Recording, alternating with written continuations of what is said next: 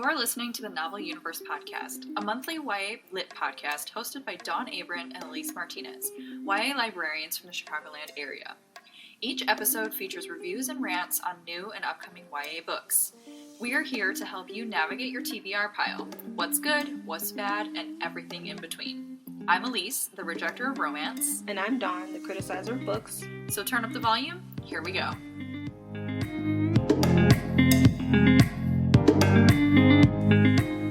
Hello and welcome back to the Novel Universe, the Read Along with the Universe, where we are reading Ninth House by Leigh Bardugo. And in today's podcast, we will be discussing chapters 6 through 11. Otherwise known as the chapters where shit goes down. Yeah. That's how Lots of things happen in these chapters. Yeah. I feel like the previous chapters to this, so obviously the prologue through chapter 5, obviously was a lot of setup. Mm-hmm. And she's still setting things up, of course, but I think like now is really when we begin to see the pieces start to fall into place. So now I feel like I'm like really reading the book. And again, full disclosure, like I am actually reading along with this book, so I have not finished the book, but Dawn has finished the book. So my interpretations are without the foresight of what happens at the end of the book. So, yeah. Welcome if you're reading just like me, but if not, welcome great. If you've read it already. Yes, we welcome all readers here. All right, let's jump into it. All right, well, let's start with characters, and then we'll do like major events, and then the writing and all that. Sounds good. All right, Darlington. Let's start with him. Yeah. So in this chapter section, we go to his house, Black Elm. Yeah. Okay, I think. It's kept up by Dawes, right? But otherwise is the house kind of in like moderate-ish disrepair, or like I can't remember if he was talking about some other building or his house. By the look you're giving me, I'm assuming that is not Black Elm. I don't know. My look is I don't know. Never That's mind. my look. Let's skip right past that point. But we see where he has otherwise lived, and it does. Well, I don't know. I want to talk about the chapter, the like scene where she's in his bed, but then I'm like, is it too soon to discuss that? I don't know. Yeah, but let's just talk about him specifically. So what I've noted was that he seems to be looking for lots of things. Something other than the world that he's currently living in. Because he keeps mentioning Rosenfeld. Is that the hall? Yeah. Something's happening with Rosenfeld. He's like trying to figure out the mystery behind it, and there's something else. I noted it and I didn't write it down. Well, we basically learn what he wants to make his life goal, which is creating this like alternate map of New Haven. Yeah. That like basically maps the like spiritual energy in New Haven. So yeah, he wants to create a map that helps to reveal these things that are not otherwise seen. That's intense, and obviously is a clue to where old boy may be. Yeah. So, or like why he disappeared, etc. So that's a big reveal. I just wrote that, I don't know, I felt like he's always like looking. He doesn't seem to like the world he's living in. He's always trying to find other things, and the New Hope thing is just another thing he's trying to find. And I'm like, is he genuinely curious, or is he empty in his current life? At the very last chapter, we find out that him and his parents are estranged. His grandfather has died. Yeah. He's alone. Yeah.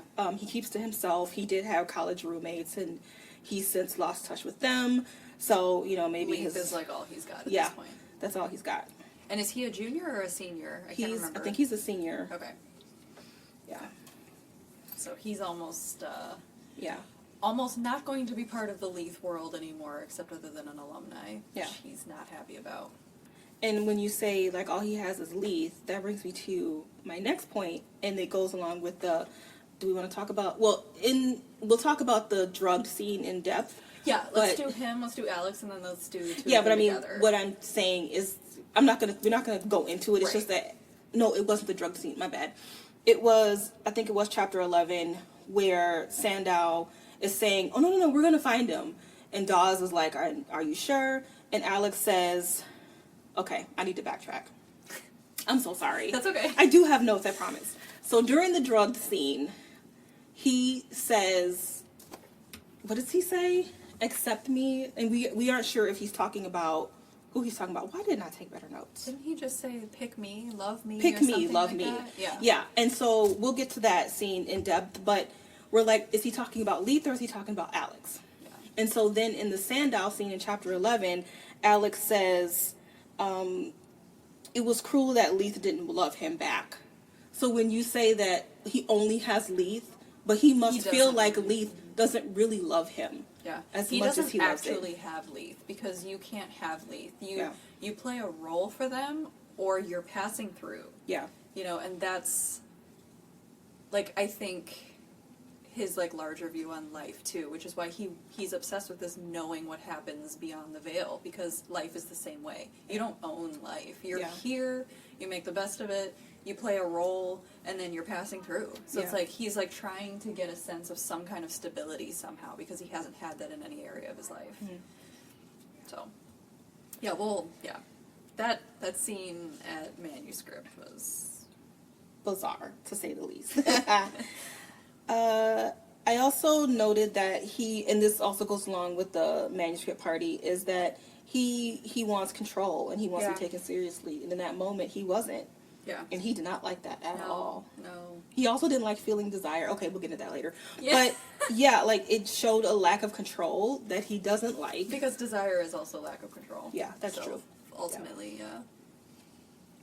And we see more envy. We saw he had a memory of when he was a child, and there was a friend who could see this ghost city, and he couldn't. So once again, he's like, how come you can see this and I can't? So he's envious. He's showing his envious side again. I feel so bad for him. Like, he's upset that he doesn't have these gifts and skills that clearly exist that other people have, but he doesn't have. And so it's like he is his own stumbling block in reaching his own goal. Yeah. That's so sad. It is sad. Poor baby Darlington.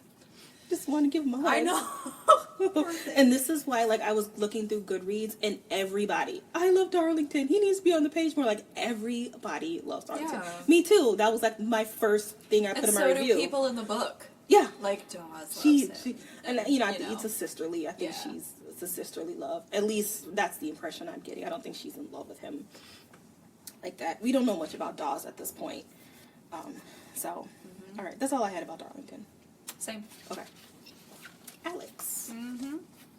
I don't have much about her. I mean, everything I have about her is tied into the big events that happen. I mean, we need to talk about the biggest thing we learn about Alex in this chapter is her past. We basically get confirmation of how she kind of got to Yale. We knew that she, was found at basically like a murder scene, and Sandow had been watching her, and that's how she was brought to Yale, but we get her history. I think we get that little bit of something that you would tell someone that you're becoming friends with. Like, I was raised by my mom, and this happened to me here. And so let's talk about the assault scene in the field trip. That's the big reveal for this section of chapters, is that right when she's kind of starting to settle into her youth, it's ultimately, like, ripped away from her. Mm-hmm. She gets her period on this field trip, and at the same moment that she does, she is sexually assaulted by a ghost, which, before this point in time, none of them had ever tried to touch her or really interact with her other than, like, looking at her. Yeah. And again, Alex is navigating this world of seeing these ghosts, which she called the quiet ones, completely on her own. And so we were talking about how Alex's past ultimately kind of, I think, reveals the larger theme, one of the larger themes of this book, which is just the advent of adulthood and how it often comes when people are not ready for it. And what do you do with that? What do you do with that sense of, I'm on my own, I've got to make this work for me? Which, Darlington in his own way has been dealing with that, and now we see that Alex as well. Where did I go with that? Did you write down some notes? Yeah, the reason why we were talking about it is I was wondering, why did Bardugo choose to make her start her period at this exact moment? you don't have a character start their period at a very traumatizing moment in their life for kicks and giggles. There's a reason for it, and I think you said it. It's, you know, when a woman starts her period, she's not a child anymore. Right. She can essentially have babies now. Like, you're an adult, and you're not an adult, but you're a woman. Biologically, you are considered an adult because you are able to perform this function that we have relegated to adulthood. Yeah. You know, and so this, we were just talking in the context of the story, like, ghosts, greys, whatever, we're going to call them greys because that's how she refers to them, but they are attracted to this, like, life-bringing energy. So, of course, your period means that literally you can bring life into the world now. So it makes sense that he would have been, like massively drawn to that force that she was kind of obviously experiencing and going through in the bathroom. And that, for her, was this moment of, even though I was beginning to settle into it, my childhood is over. And then we see her lean into that with, like, kind of alienating her mom, refusing to work with her mom and actually get help, even though it could be argued that maybe that wouldn't have helped her, just like therapy, these camps that her mom was trying to send her to. So she strikes out on her own. She does, quote unquote, embrace adulthood, but it gets her in trouble and it leaves her even more alone than she was before. And so by the time she gets to Yale, she's kind of centered back in this, like, parent-child relationship with someone, with Leith even. And then Darlington again is taken away from her. So she's put back in that where, like, no, you're an adult, you have to make your own choices, you have to call the shots. And it's a relationship she's very uncomfortable with settling herself into. Yeah. And I thought that was a really interesting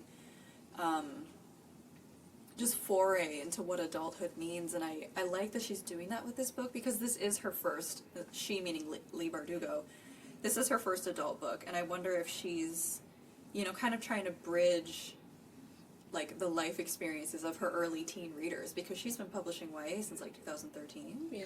You know, so if you were in middle school at that point, you'd be graduating high school now, and it's like, I just thought that was, it made this book, like, not just, like, a fun murder mystery, like, this is, there's a lot of substance here. Yeah. I guess we can kind of go along with the question of, she has faced this trauma, she hasn't dealt with it, she's medicating it, and she's not dealing with it.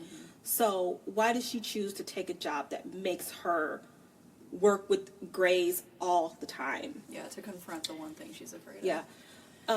And, you know, this is her opportunity to face it, and she has what she thinks as people who are there to help her and protect her. Maybe they know how to help her, and she sees this as an opportunity for getting some help that she didn't get when she was younger.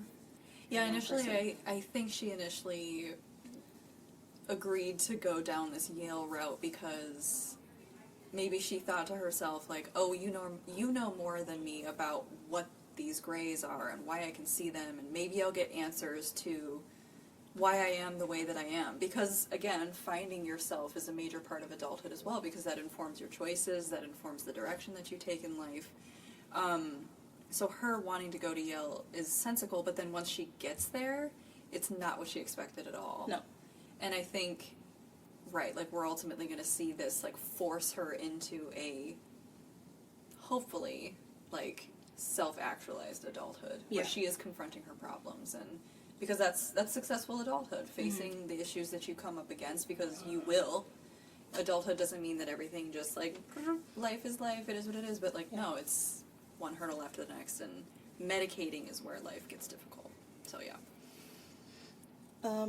That's all I had to say about Alex, specifically. Yeah, I didn't, no. Everything I had to say about her was kind of tied into the other things that happened in the story. All right. So we talked about the assault in the bathroom already. I guess the other big thing, do you want to go into the drugging at the manuscript party? Is there something else that was bigger? I think we need to backtrack a tiny bit. Do we want to talk about how she realizes, like, that someone is actually, like, sending people after her, and, like, do you think that's important to discuss, like, the book and snake stuff? That was a big Right reveal. now, it is, but right now it's speculation. But I'm True. assuming she's correct. Well, because it isn't, because the conversation with Dean Sandow at the end is like, look, dude, the facts are adding up and you can't deny it. And he's like, I guess you're right, but I'm still not going to do anything about it. But that's it. We can do that at the end, I guess.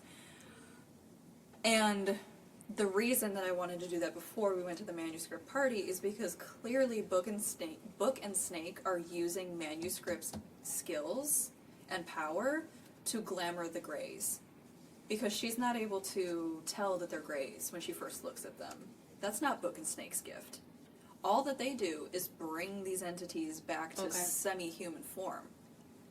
So then it makes sense that later in the section of chapters, now we're dropped into a manuscript party where we can see the full effect of their power. So now we can let's jump into that party. Darlington warns her, like, dude, don't trust anything that you see here. And even that wasn't good enough to protect him from their shenanigans. And I'm like, he walked right into it. How did you... But I mean... You wouldn't assume. I mean, I don't know. Yeah, I think he thought that mostly... But no, because he slaps her hand away when she was even trying to get the stamp on her wrist. Yeah. Maybe it just kind of... It must have, like, come at him as he was walking through. He probably didn't see it as he was going. So I don't think he would. Because they were coming into the room. Yeah. So maybe they just thought it was like a party effect. Because technically it was a Halloween party as well just as... a fog machine. Yeah. Okay. So he walks into this mist and shit goes down. We were talking about... So the two... Does he dress up as anything? Yeah, he's got like a robe and fangs. I think he's just a vampire. Okay.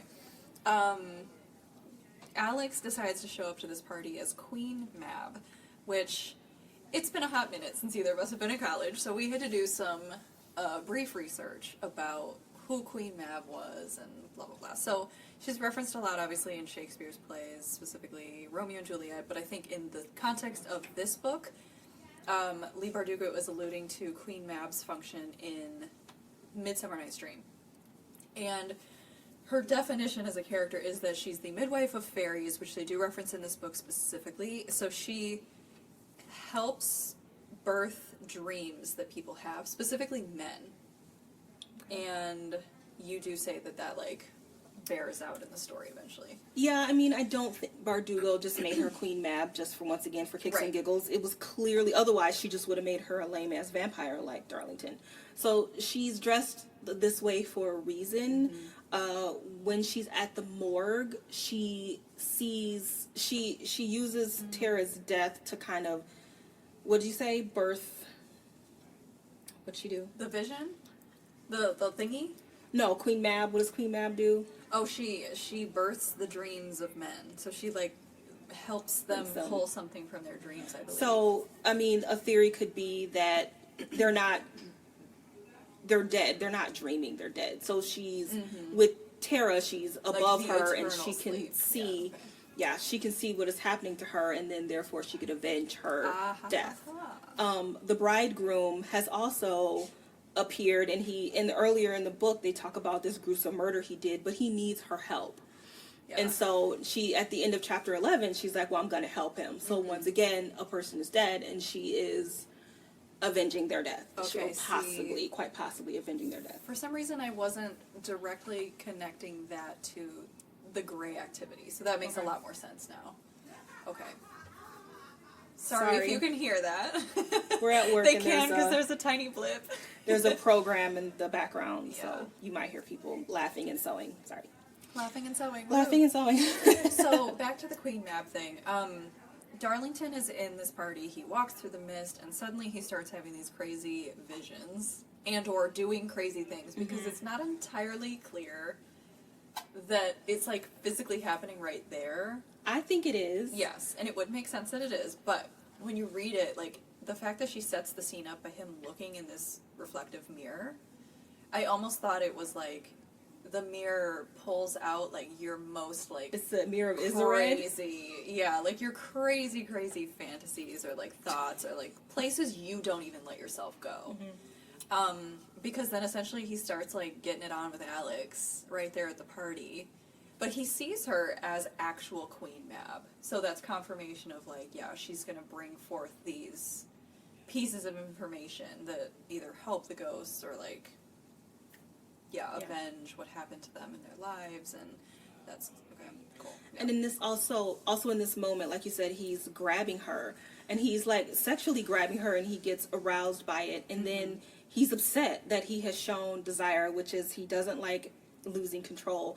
But at the same time, you know, he's been alone for a while. Who knows when the last time he had any? Right. And now there's this girl that he's with constantly, and he has shown some vulnerability, and he didn't like it. He's upset about She that, was yeah. just like, whatever, man. But yeah, he didn't like it at all. And at the very end of that chapter, he says, she's not what she seems. So maybe he did see something in that mirror, because the words on the page, we don't see anything weird about Alex except his desire for her. But maybe he saw something in that mirror, because we know there's a mystery surrounding that murder scene. No one knows what really happened except Alex. And maybe he saw it. So who knows if he has some sort of power, and then he won't be so envious of everybody else. We don't know. But yeah, that was a pretty interesting scene that we both had to read a couple times. Yeah.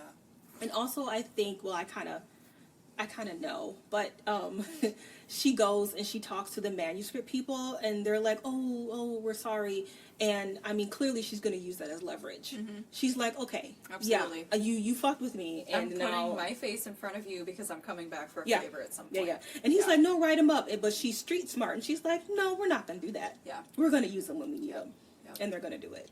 So there you go. Alex brings a very specific, like, perspective Set of and skills. to this position. That's from The Taking. Okay. You see that movie? The Taking? Is it called The Taking? With Liam Neeson? Yeah. Is it called The Taking? I don't know. But anyway, you know what we're talking about. Taken. The Taken. Taken? No, just Taken. Taken. There you go. He has a specific set of skills. Yeah. Sorry, tangent. Okay. Yeah. What was the other big thing? And then I think we're going to talk about Chapter 11 and how the whole showdown with Dean Sandow. So we see a different side of Dawes in this chapter. Yeah. Where for once she's been, like, aloof and not really focused on getting to know Alex, because that's not her function for Leigh. She's not going to step outside of her function as Oculus. She basically, so Alex is appealing to Dean Sandow, and she's like, look, the experiences that I'm having are adding up to make me believe a certain thing, and that is that Book and Snake specifically are, like, sending these glume, is the plural as Dawes corrects her, these glume after me to literally kill me because I'm onto something with this Tara Hutchins murder, and they don't want me to be.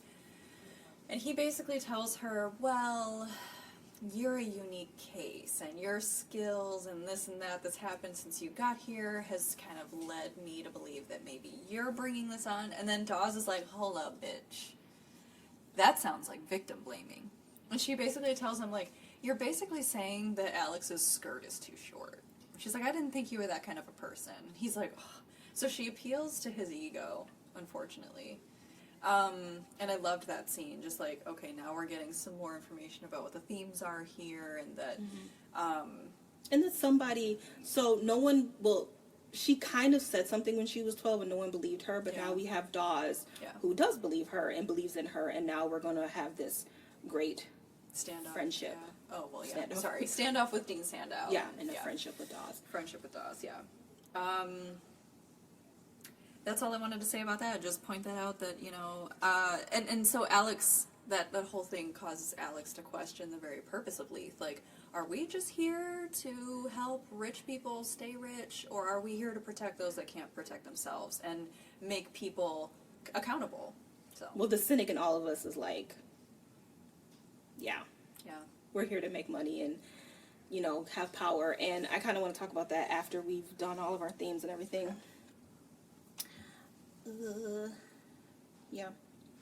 Do we want to talk about that scene where she gets really upset and she's like, you knew this was happening to me all this time and you didn't help me why did you let this happen to me? I thought that was a pretty powerful scene. And I like the way Darlington handled it because, like you said, they are kind of in the same boat as far as being abandoned. Mm-hmm. And you talked about this in the last podcast where we have adults abandoning children. And once again, they knew this was happening to her and they just left her to her own devices. Yeah, that, I forgot that was in this section of Yeah. chapters. These chapters are so freaking long. It's like, what happened here again? And I wasn't taking notes until chapter 9. Yeah, I mean, is there anything specific you wanted to say about that? I just thought it was a pretty good, I think it reinforces another theme that Bardugo is trying to bring forth here, is that we have adults who are leaving kids on their own, to their own devices, and they're not helping them. Yeah, people are not, like, everybody's out for their own gain, and they're not using their power to protect those who can't protect themselves, the vulnerable, the children, the impoverished, etc. Which I think, you know, in the Trump era, we're kind of seeing in our society as well. It's like, If you're we're not calling white out, and rich, fuck you. I don't care right? about you. And the whole Me Too thing, you know, it's these powerful men using their privilege and power against people who statistically are not as just not able to take a seat at the same table, historically, statistically, and she's trying to get at that. So, and where else to do that but where power is maintained, and that's in these universities where there are billions of dollars of endowment every year, and these secret societies just keep themselves going, and then they send these people out into society, and she keeps reinforcing that by reminding us all these people that we know who came from these secret societies who are like, this every year more go out into society. It's like it's this is self-perpetuating, so it's interesting. Won't go into my soapbox about that. Right. All right. Let's keep politics out of it, guys. Yeah. No, I'm kidding. I kind of want to talk about the writing of the book. Okay. One thing I liked in which... Well, okay, so like you said, in the first 5 chapters, it was more of a setup, and in these next set of chapters, we really get to kind of see these secret societies and their houses and what they're doing, and so I kind of like to see their rituals. What was the one with the author? What house was that? Aurelian. Yeah. That was a really interesting scene. That I was forgot that happened. very interesting. Zeb Yaromin. Yeah. Yaromin? I think it was Yaromin. I don't know what that means. But I like the scene because... And they fucked up there, too. Yeah. And so Alex is probably going to go back to them. I like that she's, like, setting the houses apart from one another. Like, you guys are up to evil shit, and you guys are going to help me later on. Yeah. Okay. That just occurred to me. What I wanted to say, I think I actually documented that, but you already said it, was I like how we get to see the power that each house has through their rituals. And in the Aurelian specifically, we see the power that some links go through, or the things people go through just to get the power back. This man has not written a book in some number of years, and he is going through this blood ritual to get a new book out there, a selling book. Yeah. And I kind of thought that was interesting because Stephen King, he writes these, not a lot, but there are at least 3. Saying? No. I'm just saying there are at least 3 novels where the protagonist is a writer. Oh, yeah. The Shining. Secret Window. Mr. Not Secret Window. Wait, yeah. Is it? I think it's Secret Window. The one with Johnny Depp? Yeah. Yeah, okay. Mr. Mercedes, Okay. Misery, where it's like these people have it in for these writers, and it's like, was Bardugo going through something? She's like, if I could just do this blood write my book. Like, I just thought that was really interesting that she kind of put that in there. That's so true. That's a great point to bring up. It's like, that's her little snippet of like, do you see what kind of pressure we're under? Yeah. To like churn out these stories that are meaningful and entertaining at the same time. Like, I didn't even think about that. I'm ashamed I didn't. Damn. That's great. I like that one. Do we know what house she was a part of? Probably Aurelian, I would assume. Who? Leigh Bardugo. You think she was in a secret She society? says that she was. And I don't remember where I read which one she was a part of. I'm going to come back to that. I'm going to circle back and do my research again, yeah. It's in the back of the book. Yeah. Well, I guess I was in a secret society too, and I was in college. I feel so left out. I was in Eastern Star, which is like the third. It's part of the Masonic thing, and it's like the third. So you start off as like, there's one level, and then you have to take like, you have to do rituals to go up to certain levels, and Eastern Star is level 3. Fun fact, the Eastern Stars are all women. Well, they're not all women, but Eastern Stars are women, but men, and we start at level 3, and men have to work up to it. So men start at the bottom, and I believe that's correct. So they have to work their way up to become an Eastern Star. Whereas like a woman just start at Eastern Star. Okay. Yeah. Interesting.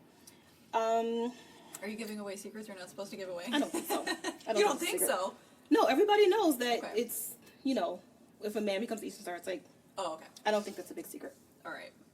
The only other thing I liked about the writing that I can think of right now is kind of the pacing, in that when we see, I don't know what chapter it is. I think it's the chapter we were just talking about, the Aurelian chapter where she freaks out. Was that the one where she freaks out? Yeah. Mm-hmm. And they have to say they like almost interrupt the whole ritual and she starts singing that Ladino song, which he says is a mixture of Hebrew and Spanish. Yeah, I looked it Two up. cultures that I did not think had any crossover. Mm-hmm. Yeah. She, up until that point, Darlington has kind of seen her as this girl who went through this trauma, and she's got a sarcastic wit about her. She doesn't seem like she takes any shit from people. And then he sees her vulnerable for the second time when she sees these grays coming at her.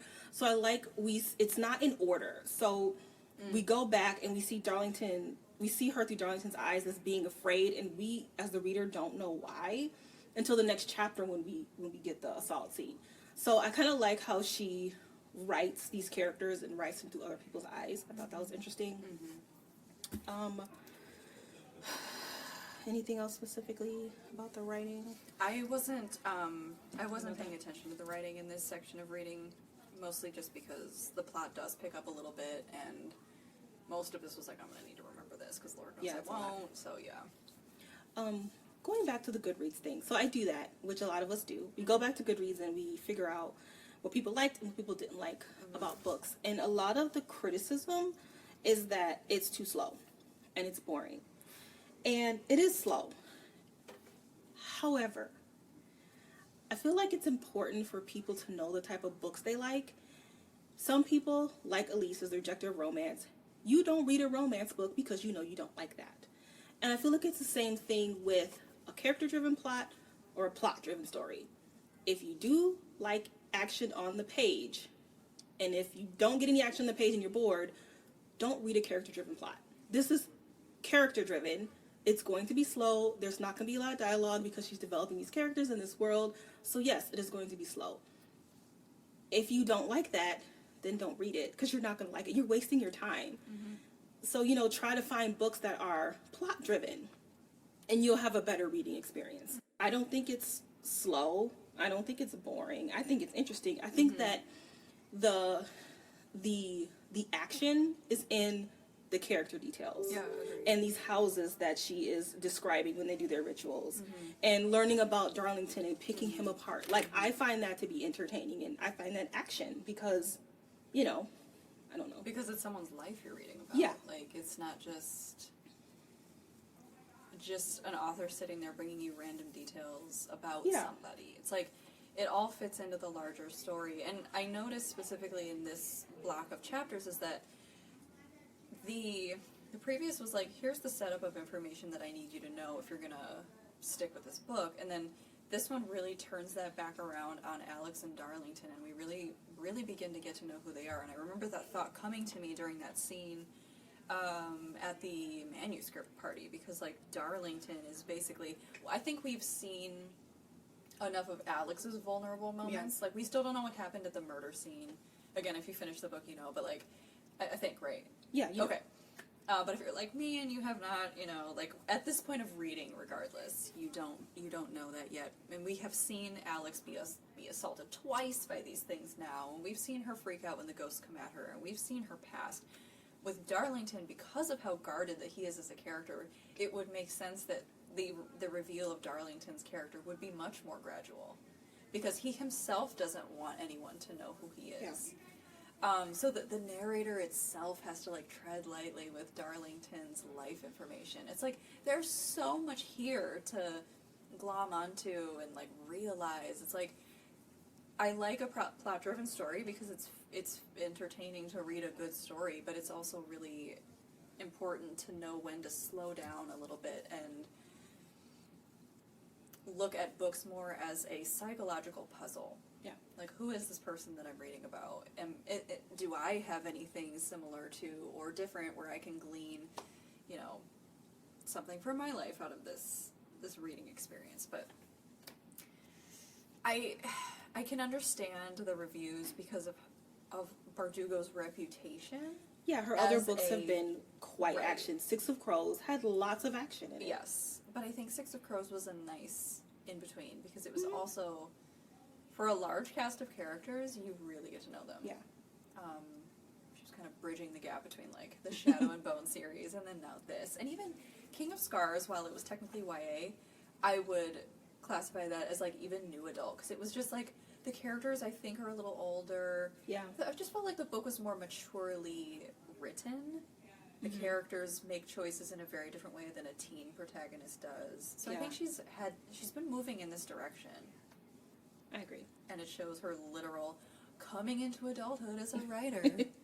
That's my metaphor for the day. Okay. Well, that was chapter 6 to 11. Oof.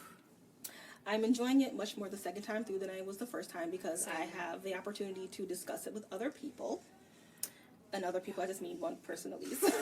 Yeah, I'm officially at the point where I had not read anything. That standoff with Dean Sandow and Dawes, I think I must have stopped at chapter 9 because I didn't read the party either. Okay. So I'm officially like ahead of where I was the first time I read it, which is nice. And I enjoyed the block that I already read much more the second time because it was like I'm already a little bit oriented with this. Mm-hmm. You almost do need to reread this book twice. Yeah, you do. And you need to read it with a friend. This is a good buddy read book because you really need to, like, sit down and pick apart. Like, what happened here? Like, because there were so many times where I thought some character experienced something and then she was like, no, they didn't. And it's like, you really have to bounce that off of another person. Because there's a lot. Very dense. Yeah. It's very dense. All right, so next week we'll be discussing chapters 12 through 18. We hope you're enjoying the podcast, and we will see you next time.